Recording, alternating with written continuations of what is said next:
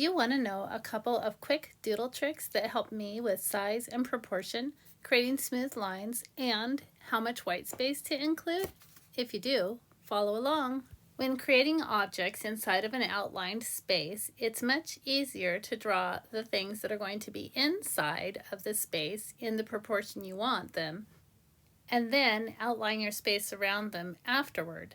This is much easier, typically, than adding things in after you have the space. So you'll see lots of artists draw starting with the eyes or other facial features or other small items, and then put the larger shapes around when they are creating quick little doodles and they don't take the time to sketch out the proportionality of the whole picture to begin with.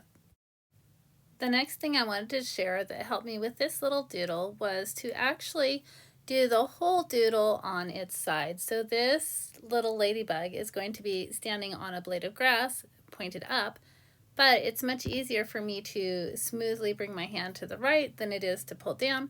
So I thought, why not just turn my paper and make the grass lines in the direction that's easier for me, and then when I'm done, I can just turn the paper.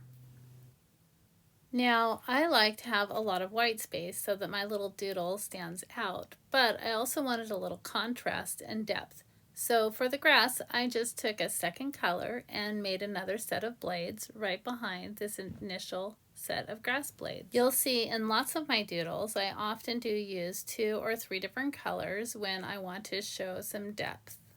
Multiple shades of the same color can also be helpful anytime that you want to distinguish similar items from another, like with these blades of grass or with the leaves. I think it's funny that it was a lot easier for me to draw this whole picture on its side because of making the hearts and because of the blades of grass, but here it is, and you can see the way it opens. It really was intended for that to be on its side. I think the proportions of this card are nice because my picture takes up most of the card, but it does leave some white space behind.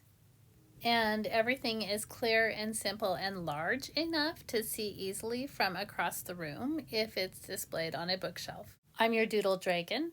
If you are interested in more content that includes doodles for stationery application, please like and subscribe. Thanks a bunch, and see you next time.